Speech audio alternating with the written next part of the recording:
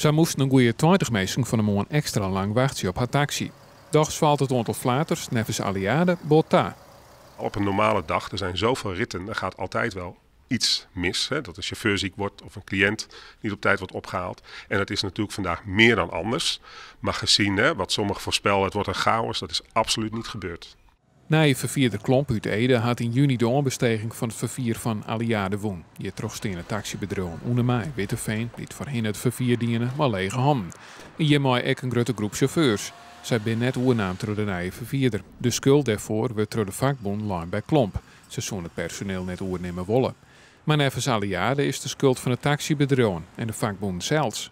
We hebben heel veel tegenwerking gehad van de huidige vervoerders, de oude vervoerders, Oenema en Witteveen.